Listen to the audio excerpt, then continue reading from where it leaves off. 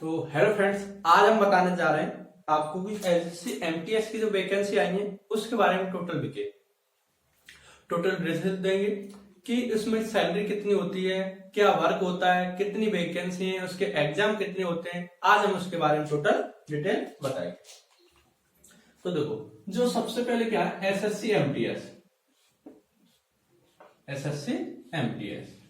Multitasking staff. इसमें क्या है, मल्टीमैन बहुत टास्क माने जो हमारे काम होते हैं वो होते हैं। इसमें टोटल डिटेल हम देंगे। अगर आपको टोटल जानकारी लेनी है एमटीएस के बारे में तो हमारी वीडियो को लास्ट तक देखना।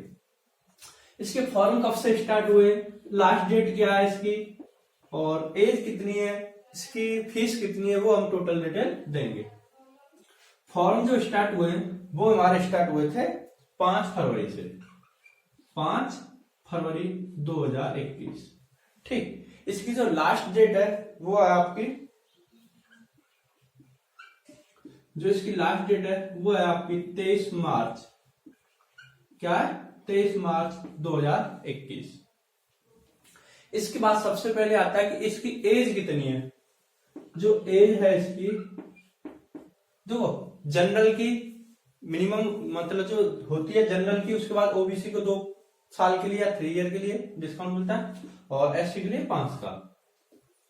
एज है इसकी वो है 18 से 25। कितनी है, 18 से 25 जनरल यूआर के लिए। ठीक है, ओबीसी के लिए यही 18 से 28 और एससी के लिए यही 18 से 30।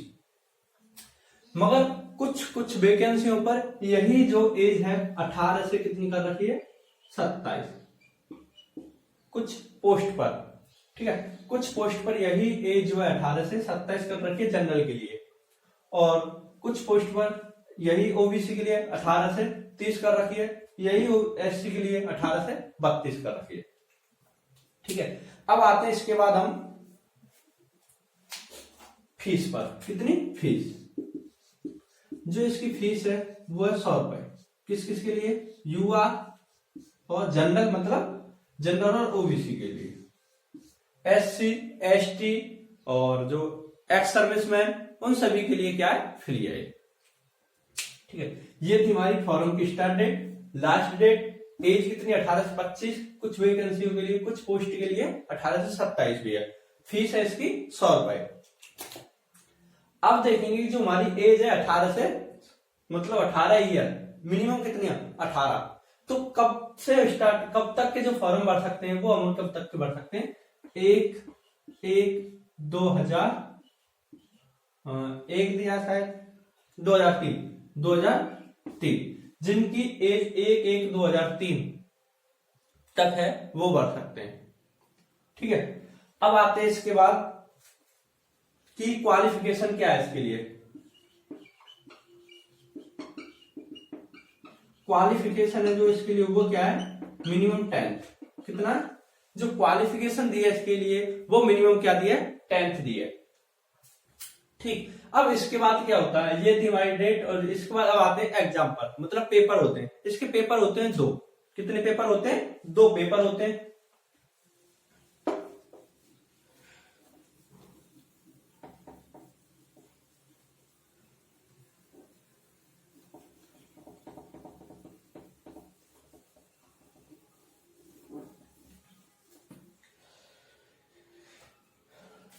इसमें जो हमारे पेपर होते हैं वो कितने होते हैं, रिटन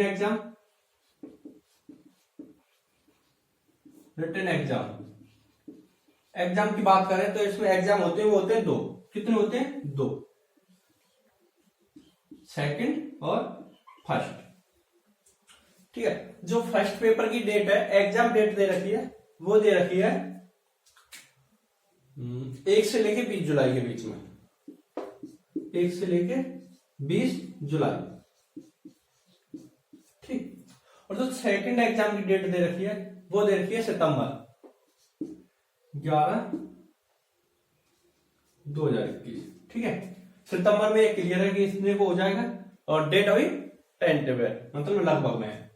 मगर ये क्लियर है कि जो एग्जाम होगा सेकंड पेपर वो हमारा कब होगा, सितंबर में, सॉरी नवंबर, कब होगा, नवंबर में। जो हमारा एग्जाम होगा सेकंड वाला वो कब होगा, नवंबर में। तो इसलिए हमारे पास अभी टाइम काफी है। जुलाई के लिए भी अगर हम पहले एग्जाम की तैयारी करते हैं तो उसके लिए भी हमारे पास टाइम काफी है। अब इसके बाद आते हैं कि जो हमारा एग्जाम होता है उसमें एसएससी की तरफ से नॉर्मलाइजेशन भी होता है। क्या होता है, नॉर्मलाइजेशन भी होता है। नॉर्मलाइजेशन में कम से कम, ठीक है, नॉर्मलाइजेशन में 10 से 20 मार्क्स का मिल जाता है, 20 मार्क्स तक मिल जाते हैं नॉर्मलाइजेशन में। नॉर्मलाइजेशन उन्हीं को मिलता है जिनका जो रेशियो होता है एग्जाम करने का वो सही होता है। या फिर क्या होता है, देखो नॉर्मलाइजेशन दो तरीके से मिलता है। अगर मैंने 50 क्वेश्चन किए, 50 क्वेश्चन करने के बाद अगर मेरे 45 भी सही है तो मुझे इसमें क्या मिलता है, मार्क्स मिल जाते हैं नॉर्मलाइजेशन की तरह से। या फिर दूसरा क्या होता है, मेरा एग्जाम लास्ट में हुआ है और किसी का पहले हुआ है तो इसके आधार पर मिलता है नॉर्मलाइजेशन। ठीक है, अब आते हैं कि इसमें सिलेबस क्या क्या आएगा, कितने क्वेश्चन आएंगे, कितना टाइम रहेगा उन्हें करने के लिए। ठीक, इसमें जो हमारे एग्जाम होंगे उसका सिलेबस क्या क्या है।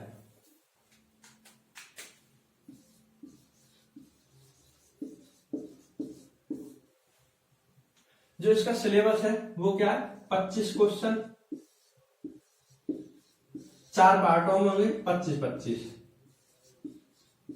ठीक, 25 क्वेश्चन आएंगे मैथ के, जो कि मैथ करा ही रहे हैं आपका, और स्पेशल इसके लिए मॉडल पेपर भी हम कराएंगे। 25 पेपर आते हैं, वो सॉरी 25 प्रश्न आते हैं रीजनिंग के, 25 आते हैं जीएस प्लस करंट अफेयर्स, और 25 आते हैं इंग्लिश के। ठीक, 25 प्रश्न आएंगे मैथ से, 25 प्रश्न आएंगे आपके रीजनिंग से, 25 प्रश्न आएंगे जीएस प्लस करंट अफेयर से, 25 प्रश्न आएंगे आपके इंग्लिश से। जो इसका मैथ होता है वो ओनली अर्थमेटिक आता है, ओनली एडवांस नहीं आता, एडवांस नहीं आता, ओनली क्या आएगा, अर्थमेटिक आएगा। तो ये सवाल ये हमें जॉब पाने के लिए बहुत अच्छा मौका है, क्योंकि इसमें जो इसका सिलेबस है वो काफी इजीली होता है। बस ओनली आपको कहाँ आती है दिक्कत, इंग्लिश और जीएस पर। इन दोनों को तो आप कवर ही कर लेते हैं, जितने भी हमारे स्टूडेंट होते हैं और जो तैयारी कर रहे होते हैं उनकी मैथ और रीजनिंग ज्यादातर 80% हम बोलेंगे इन दोनों की ज्यादातर सही मिलती है। कहां पर बात आती है, जीएस प्लस सीए पर।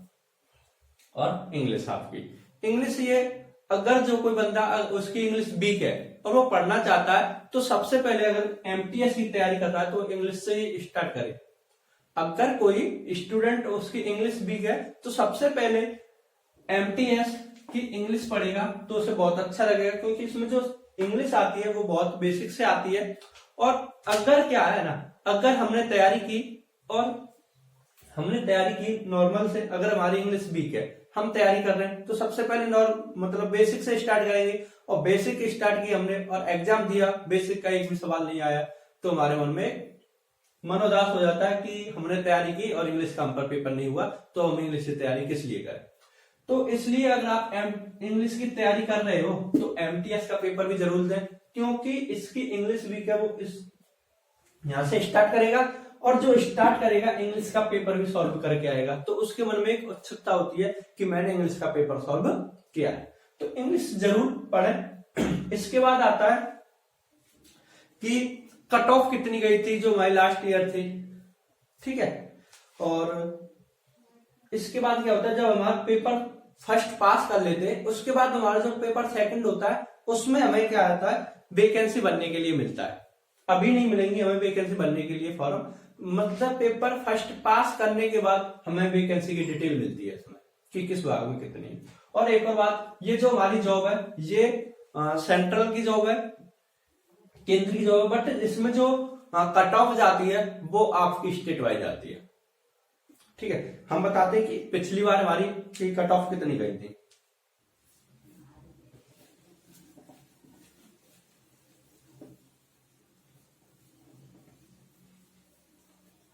है सेंट्रल की जॉब, बट जो इसमें कट ऑफ जाती है वो कैसे जाती है, स्टेट वाइज जाती है।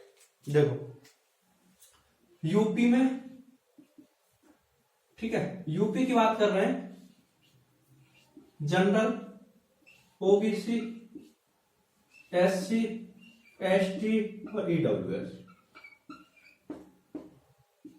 ठीक है, जो अगली बार कट ऑफ गई थी जनरल की, वो कितनी गई थी 75.82, ठीक है। और ओबीसी की गई थी, वो गई थी 73.25, और एससी की गई थी, वो गई थी 73, एसटी की गई थी, वो गई थी 57, और जो ईडब्ल्यूएस की गई थी ना, वो गई थी 78। अब कुछ सोच रहे होंगे कि हम जनरल में होकर भी ईडब्ल्यूएस क्यों भरें जब इसकी कट ऑफ इतनी जाती है। बट क्या है ना, ये थी फर्स्ट पेपर की कट ऑफ। क्या थी?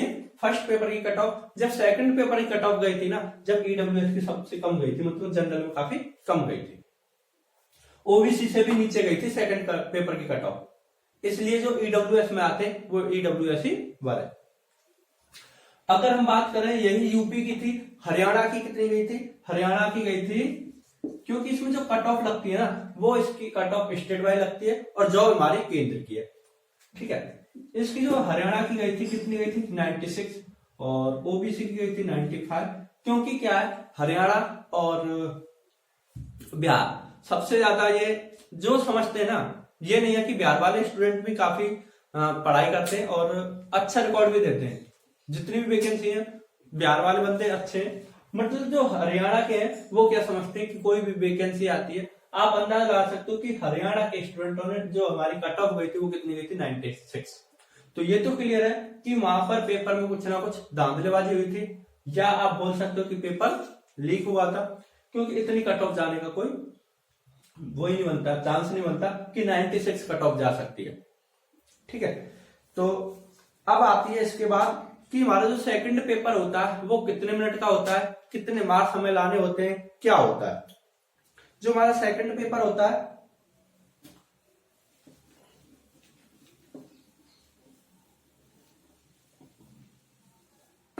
सेकंड पेपर,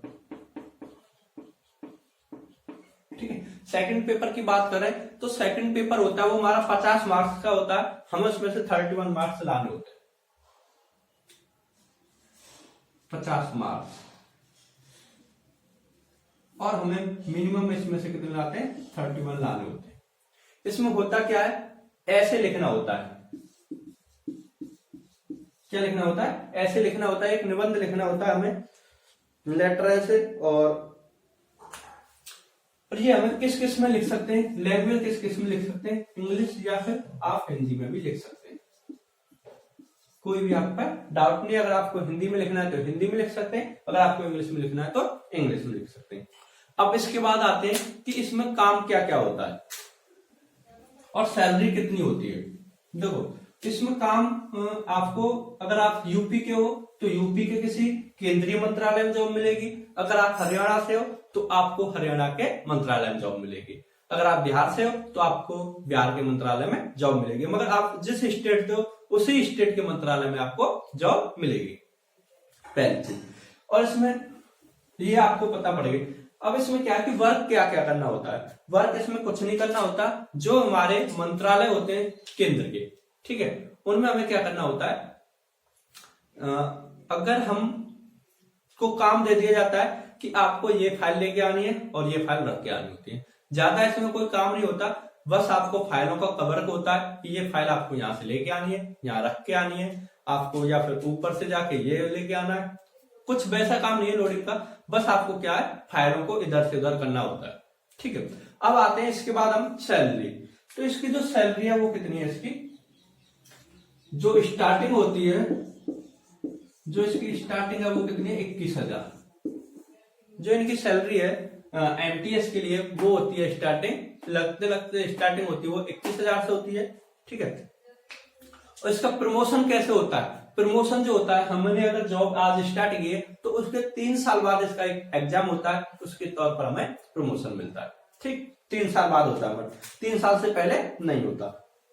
सैलरी भी हो गई आपकी 21,000। आपको ये भी पता पड़ेगा कि जॉब लोकेशन क्या रहेगी, अगर हम यूपी से हैं तो यूपी के मंत्रालय में जॉब मिलेगी, हरियाणा से हरियाणा के, बिहार के तो बिहार से, मतलब जहां के भी है उसी मंत्रालय में हमें जॉब मिलती है। जॉब लोकेशन भी होगी आपकी, प्रमोशन भी आपको पता पड़ेगा।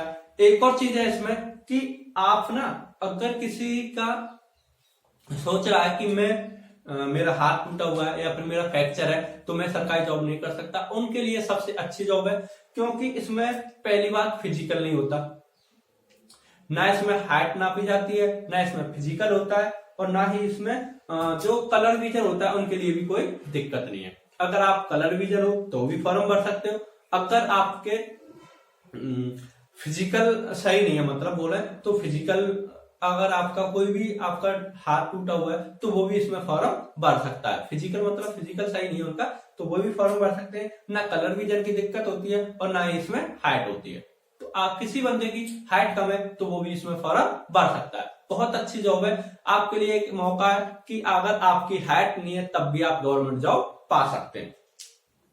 ठीक, और इसी के साथ हम स्टार्ट भी करेंगे अपना जो हमारे एमटीएस है उसके लिए मैथ और रीजनिंग के मॉडल पेपर और बेसिक से स्टार्ट करेंगे हम क्लास भी, मगर उसको अभी हम स्टार्ट नहीं किया क्योंकि जुलाई के लिए अभी काफी टाइम है। तो अगर आप हमारे चैनल पर नए हो तो चैनल को सब्सक्राइब करें, जिससे कि अगर हम एमटीएस के लिए जो पेपर कराएंगे या फिर आप बोले कि सिलेबस जो हम स्टार्ट करेंगे मैथ और रीजनिंग का, तो आपको नोटिफिकेशन मिल सके।